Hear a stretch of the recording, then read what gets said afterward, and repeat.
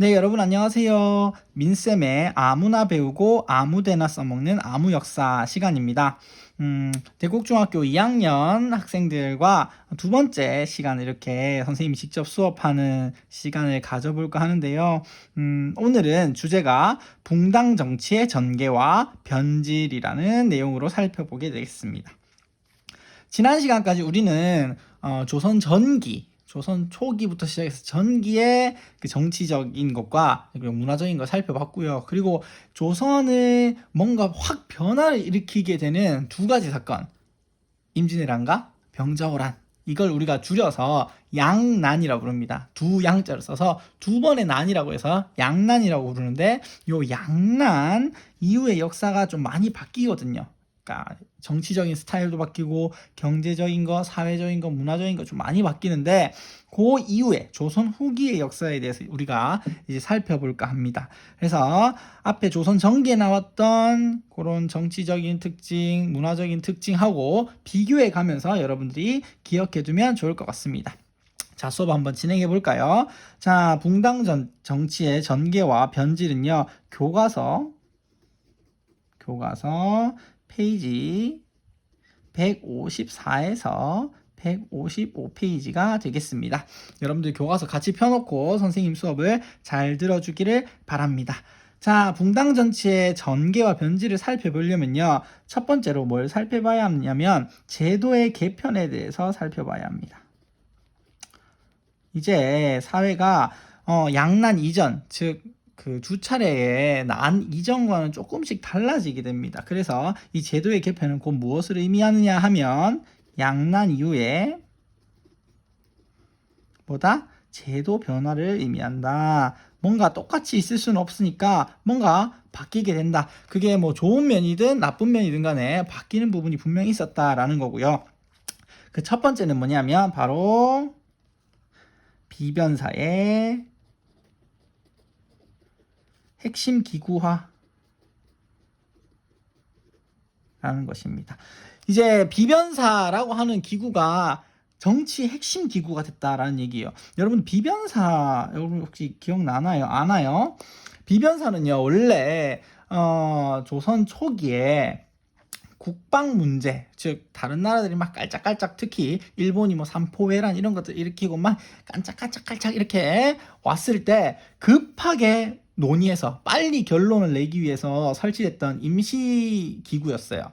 그런데 이 외적인 침입이 자꾸 잦아지게 되니까 이제 두 번의 큰 난이 있었죠. 그래서 그 임진왜란 있었죠. 그리고 병자호란 있었죠. 그러니까 계속 이제 외적들이 많이 쳐들어오게 되니까 거의 대부분의 그 정책들, 그러니까 국방에 관한 정책 말고도 대부분의 정책을 거의 다 여기에서 비변사에서 의논하고 그리고 또 결정하는 그런 핵심 기구화가 됩니다. 그러면 당연히 기존에 있던 기구들은 어떻게 될까요?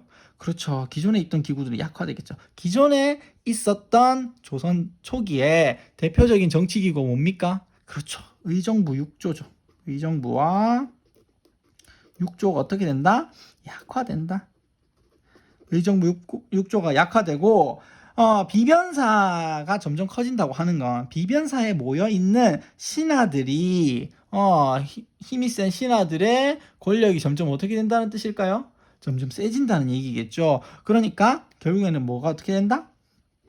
플러스 왕권이 위축되게 된다라는 것을 의미합니다. 조선 전기에 비해서 왕권이 많이 위축이 되고요. 두 번째로는 바로 군제의 개편입니다. 군제의 개편. 군사제도가 조금씩 개편되었어요. 왜냐하면 1번부터 살펴볼까요? 임진왜란 중에 원래 있었던 군대들이 제대로 싸우지 못했죠. 초기에 막 전투에서 다 지고 그랬잖아요. 그래서 이러한 그 임진왜란 중에 제대로 못 싸우니까 특별한 군대를 만들었어요. 그게 뭐였습니까? 그렇습니다.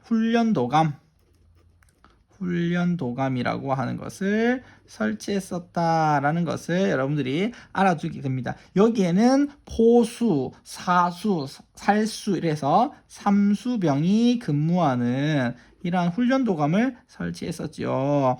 그런데 이후에 이 훈련도감만 있는 게 아니고 이후에 어영청, 그리고 총융청, 또 뭐 수어청, 그리고 마지막 금위원까지, 숙종 때 만들어진 금위원까지 설치가 되게 됩니다. 그러면 총 훈련도감까지 해서 몇 개입니까? 5개죠. 그래서 우리가 요것을 뭐라고 부르냐 하면 옆에 노트에도 적어볼게요. 오군영 체제라고 부릅니다. 수도를 지키는 큰 5개의 군대 집단이 있었다. 부대가 있었다. 그게 처음에 훈련도감을 임진왜란 중에 세웠던 거부터 시작해서 뒤에 어영청, 총융청, 수어청, 금위원까지 싹 이렇게 추가로 설치되면서 오군영 체제가 완비되게 된다. 이게 바로 조선 후기 수도를 지키는 5가지 군대를 의미하는 것입니다. 여기에 그 훈련도감이나 이 뒤에 있는 군대들은 전부 다 직업 군인이었어요. 그래서 내가 의무적으로 이렇게 군역을 지는 그런 군대가 아니고 여기에서 일하는 이제 군인들은 전부 다 급료를 받아가면서 이제 생활을 해가는 그런 직업 군인이었다라는 것까지 여러분들이 기억을 해두면 좋겠습니다. 그러면 뭐 지방은 어떻게 했느냐? 지방은요. 지방군은 아이고 선생님 다시 적을게요. 지방군은 소고군 체제로 넘어가겠습니다. 소고군 체제. 이 소고군 체제는요. 소고군이라고 하는 건 평상시에는 자기 일 먹고 사는 거 그냥 종사하다가 외적이 침입을 탁 하면 자기가 사는 지역을 중심으로 똘똘똘 뭉쳐가지고 방어를 하는 개념이었는데 명분상으로 이제는 양반부터 노비까지 모두 다 들어가 있는 그런 체제였는데요. 실질적으로 양반들이 이제 뭐 군역을 담당하는 경우는 거의 없었고요. 일단 명목상으로는 양반부터 노비까지 다 들어가 있었다라는 것을 알 수가 있습니다. 그 다음에 경제 체제의 변화에 대해서 살펴봐야 해요. 경제체제의 변화. 자, 양난 이후에 당연히 어떻게 되겠습니까? 토지는 황폐화 되겠죠. 우리나라가 전쟁터로 쓰였으니까 이제 막 쓸 수 있는 땅이 거의 없게 됐어요. 황폐화되고 인구는 어떻게 됩니까? 인구는 감소한다. 자, 이런 상황이라고 하면 인구가 점점 감소해. 즉 세금을 낼 사람들이 점점점 줄어드니까 남아있는 사람들에 대한 세금 부담이 어떻겠습니까? 그렇죠. 늘어나겠죠. 농민의 세금 부담이 늘어나게 된다. 근데 아무리 이 남아있는 농민들이 많이 한다고 해도 많은 사람이 죽었고 농사가 잘 안 되고 생산량이 적으니까 당연히 국고 수입이 어떻게 되겠습니까? 국고 수입은 줄어들게 됩니다. 줄어들게 된다. 그래서 뭘 한다? 재정을 확보하고 나라의 재정을 확보하고 농민 생활을 안정시키기 위하여 어떻게 한다? 바로 3가지의 법을 만든다라는 겁니다. 그게 첫 번째가 영정법이고요. 두 번째가 대동법, 그리고 마지막이 균역법입니다. 균역법을 실시하게 된다라는 겁니다. 자, 영정법, 대동법, 균역법에 대한 내용을 오른쪽에 노트에다가 선생님이 적어볼게요. 자, 영정법은요 뭐냐 하면 토지세에 관한 겁니다. 토지세, 땅에 대해서 돈을 내라, 세금을 내라 라고 하는 거예요. 우리가 흔히 전조라고 불리는 건데요. 이거는 원래는 어떤 거였냐면 한 결당 토지 1결, 한 결당 4두에서 20두까지 다 다르게 냈었어요. 그런데 이제는 아이고 그렇게까지 어떻게 많이 내노 하면서 토지 1결당 4두, 4두로 고정을 시켜준 것이 바로 뭐다? 영정법이고요. 인조 때 실시했던 겁니다. 그리고 두 번째로 나오는 대동법은요. 대동법은 공납에 관한 것이었어요.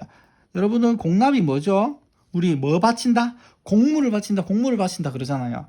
공납이라고 하는 건 지방에 각각 유명한 특산물이 있어요. 그 왕이 지방의 특산물을 먹고 싶을 거 아니에요. 대구 같으면 이제 사과, 나주 같으면 배, 뭐 울릉도 같으면 오징어, 그리고 또 뭐가 있겠습니까? 저기 경남 산청 같은 경우는 곶감 이런 것들이 유명을 한데, 상주 곶감 이런 것도 유명한데, 이 지역에 가장 잘 이제 나고 맛있는 걸 이제 왕한테 갖다 바치고 싶을 거 아니에요? 그렇게 바치는 것을 우리가 공납이라고 부릅니다. 그런데 이 공납이 원래는요, 집집마다 부과되던 것이었어요. 근데 이 집집마다 부과하다 보니까 뭐 대신 납부하는 경우도 생기고, 그리고 이제는 더 이상 그 특산물이 나지 않는데 공납으로 내야 되는 문제도 생기고, 이게 그리고 굉장히 이제 백성들 사이에서 토지세 이런 것보다 훨씬 더 이제 부담이 많이 됐었거든요. 그래서 이 대동법을 이제 우리 앞에 광해군 할 때 배웠습니다. 광해군 때에 어떻게 하느냐 하면 토지 1결당 쌀 12두로 고정을 시킵니다. 자, 그러면 여기서 우리가 특별한 점은 뭐다?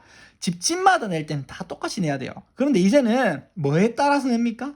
토지에 따라서 적게 내고 많이 내고, 아니면 토지가 아예 없는 사람은 아예 안 내겠죠.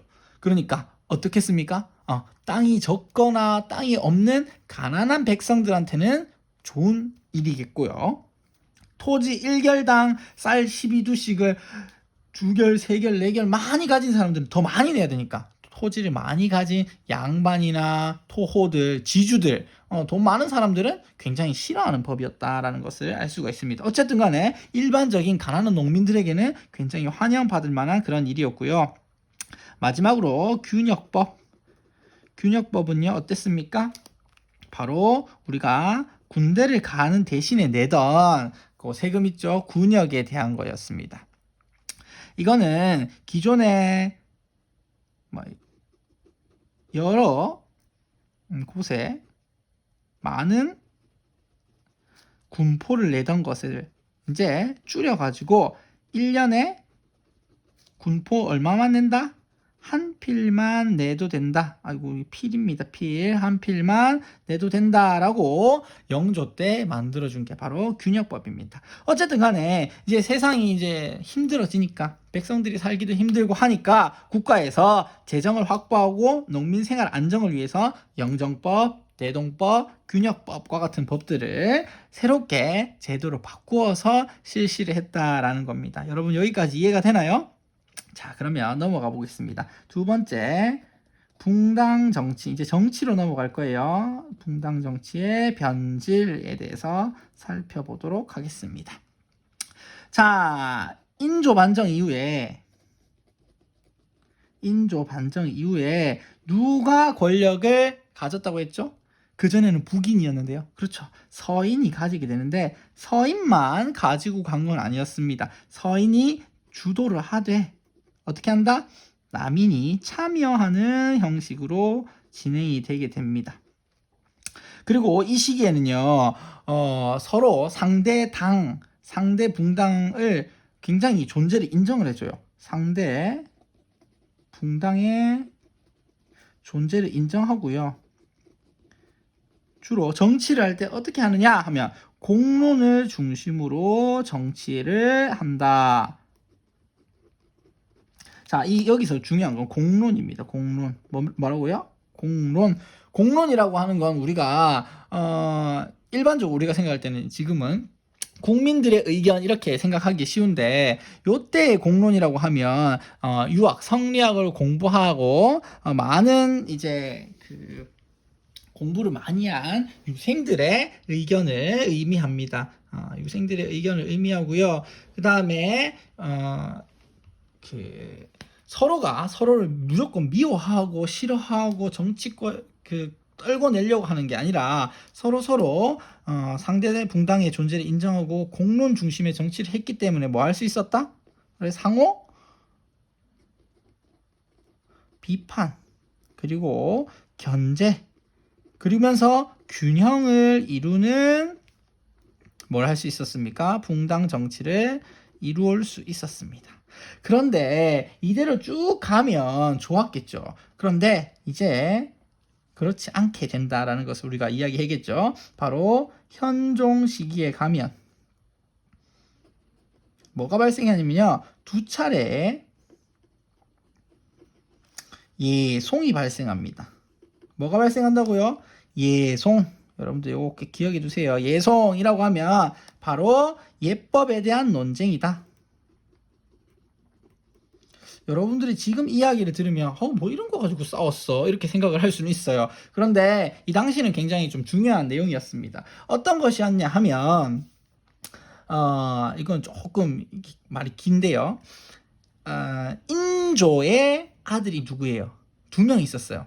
소현세자와 둘째 복림대군, 즉 효정이 있었죠. 첫째 소현세자는 일찍 죽는 바람에 왕을 못했어요. 그리고 둘째였던 이제 효정이 인조가 죽고 나서 왕위에 오르게 되는데요.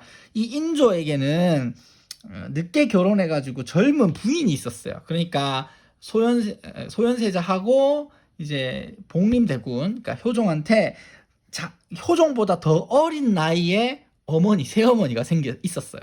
그게 이제 우리가 장렬왕후 혹은 장렬왕후를 대비가 됐을 때 우리가 자의대비라고 부르는데요.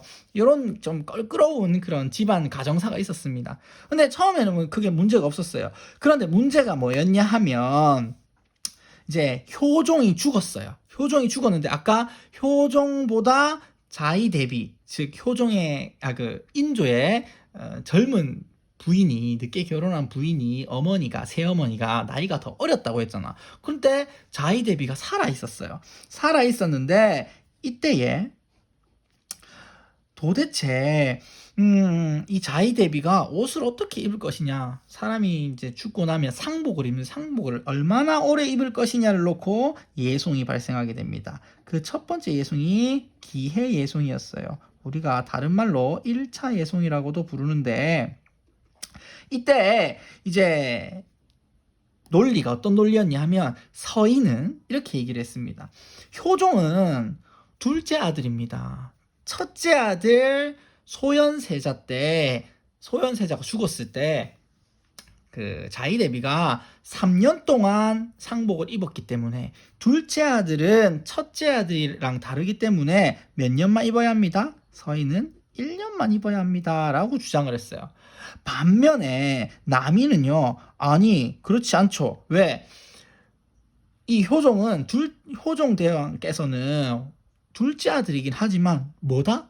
왕이다. 왕이면 일반적인 우리가 쓰는 그 예법하고 달라야 한다 하면서 더 많이 입어야 한다. 3년 입어야 된다 이렇게 주장을 했어요.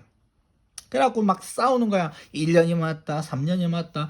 서인에서는 우리랑 사대부랑 똑같이 해야 된다. 남인 무슨 소리야? 왕은 달라야지. 막 하면서 막 축착 하면서 막 맨날 만나면 싸우는 거예요. 싸우다가 결국에 현종이 누구의 손을 들어주냐 하면 서인이 이기게 됩니다.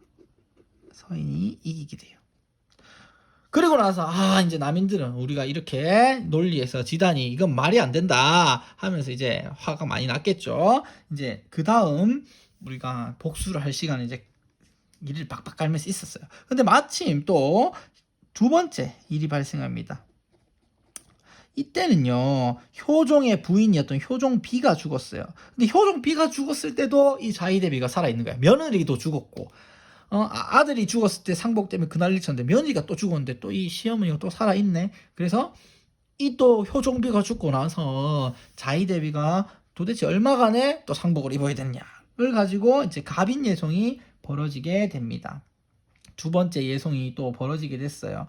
그래서 이 서인은요, 아까랑 첫 번째랑 마찬가지로 효종이 둘째 아들이기 때문에 몇 개월만 입어야 된다? 9개월만 입어야 한다 라고 주장을 했던 반면에 남이는 무슨 소리, 왕은 다르게 해야 된다니까 라고 하면서 1년을 주장합니다. 이렇게 됐는데 이번에는요, 누가 이기게 됐냐면 바로 남인이 이기게 됐어요. 자, 이번에는 누가 화가 났겠습니까? 서인이 화가 났겠죠. 이렇게 되면서 점점 어떻게 된다? 서인과 남인 사이에 갈등이 어떻게 됩니까? 격화된다. 조짐이 안 좋아지고 있었어요. 그런데 여기에 마지막 한 방이 빵 하고 터지는데 그게 언제적이냐면 바로 숙종시기입니다. 숙종시기 환국이라는 게 발생했어요.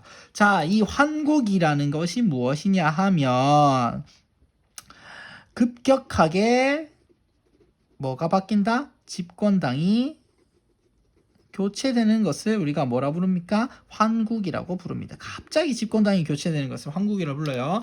숙종 시기에는 세 차례 환국이 있었어요. 세 차례 환국이 있었는데 이 숙종이 이런 생각이 드는 거야.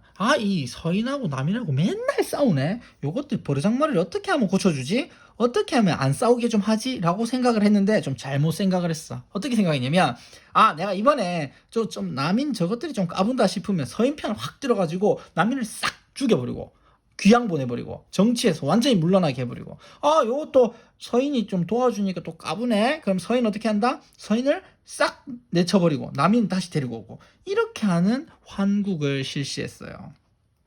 그러니까 점점 어떻게 됩니까? 서인과 남인 사이에 대립이 어떻게 된다? 격화되고요. 점점 이제 남아있는 한번 환국이 발생하고 나면 정치계에 남아있는 당이 여러 개 있을 수가 없어요. 하나만 남게 되죠. 그러니까 점점 어떻게 된다? 일당 전제화가 된다. 하나의 당이 한번 권력을 잡으면 다 권력을 잡고 상대 당을 쓰질 않는 거예요. 사람을 쓰질 않는 거예요. 그러한 결과를 가지게 되고 세 차례의 환국을 거치게 됩니다.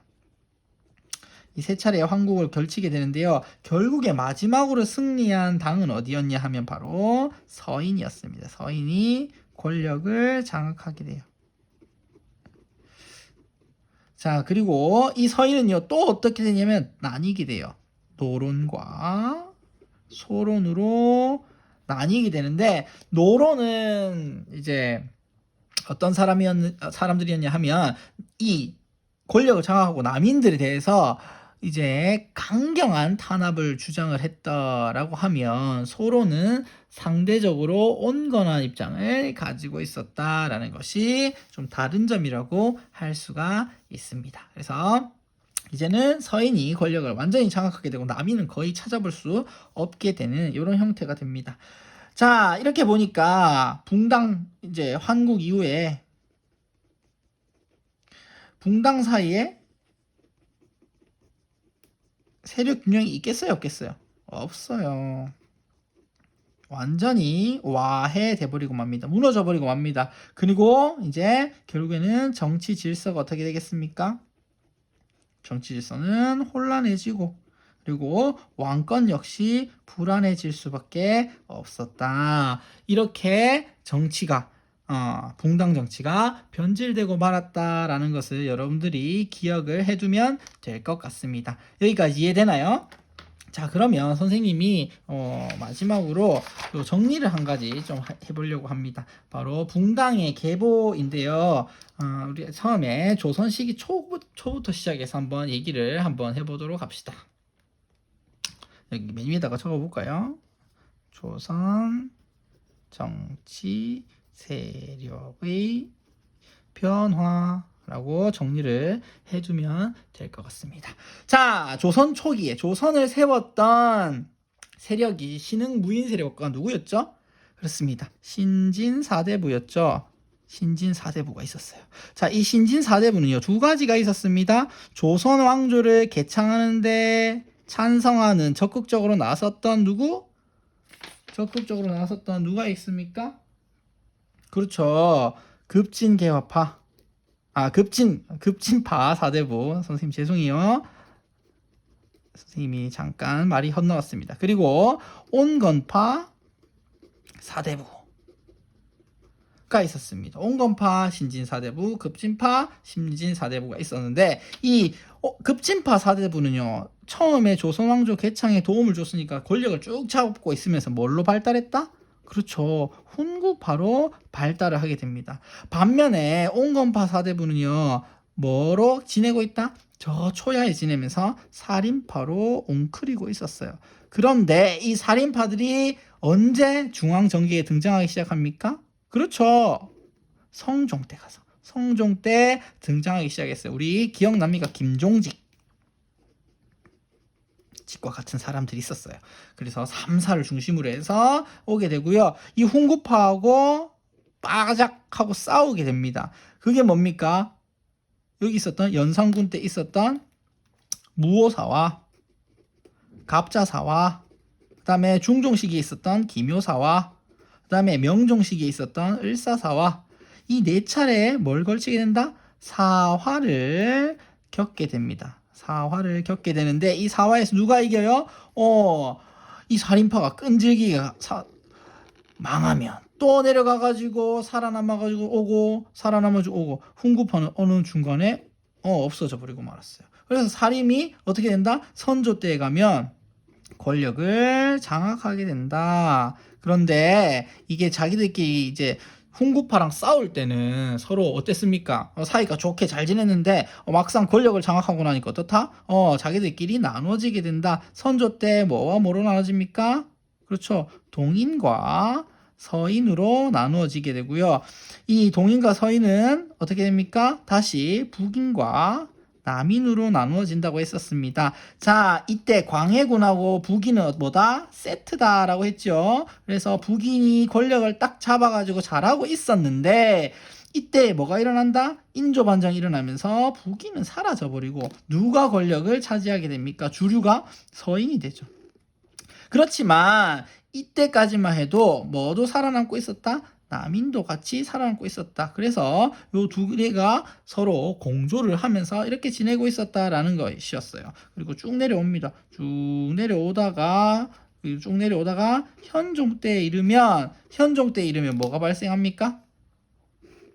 그렇죠. 현종 때에 두 차례 뭐가 발생해요? 예송이 발생한다. 예송이 빵 하고 터졌어요. 사이가 별로 안 좋아집니다. 그렇게 안 좋아지다가 또 내려가서 어떻게 돼요? 어떻게 됩니까? 그렇죠. 여기에 숙종 때 가갖고 세 차례 뭘 맞이한다? 올려볼까요? 안 보이나요? 환국을 맞이하게 된다. 숙종이 맞이하게 되고요. 이때 남이는 거의 어떻게 된다? 세력을 갖지 못하고요. 서인이 권력을 장악하게 된다. 얘네들이 다 장악해. 근데 문제는 이 서인도 또 나뉘는 거예요. 뭘로 나뉜다? 노론과 소론으로 나뉘게 된다라는 것입니다. 선생님이 조금 너무 막 그린 것 같은 느낌이 있지만 여러분들이 한번 스스로 한번 정리를 해보면 좋을 것 같아요. 조선 정치 세력이 어떻게 쭉 이어져 나가고 있었는지 지금까지 배운 내용을 여러분들이 한번 정리해보면 좋을 것 같습니다. 자, 선생님이 이렇게 붕당 정치의 전개와 변질에 대해서 살펴봤고요. 이러한 이제 상태가 여러분들이 봤을 때도 좀 정상적인 정치 상태는 아니다라는 생각이 들죠. 맞습니다. 조선 초기에 있었던 그 왕권과 신권이 조화를 이루는 이러한 정치 체제가 아니라 이제는 어떻게 됩니까? 왕권은 굉장히 약해지고 신권, 신하들끼리 막 치고받고 싸우는 거예요. 그런데 예전에는 그래도 말로만 이렇게 얘기하고 서로를 인정해줬다면 이제는 그런 게 없이 그냥 너 죽고 나 살자 이렇게 하는 아주 굉장히 좀 터프한 그런 정치가 펼쳐지게 됩니다. 그렇기 때문에 정치가 혼란스러울 수밖에 없었고요. 이제 우리가 다음 시간에 배울 이제 등장할 영조와 정조는 이러한 붕당 정치의 변질을 어떻게든 해결해 보기 위해서 탕평 정치라는 것을 이제 이끌어 나가게 됩니다. 오늘 배웠던 내용들 여러분들 잘 한번 정리를 해보고요. 요거를 바탕으로 다음 시간에도 수업을 열심히 들어보도록 합시다. 아까 말한 대로 다음 시간에는 탕평 정치의 전개에 대해서 배우겠습니다. 여러분 안녕.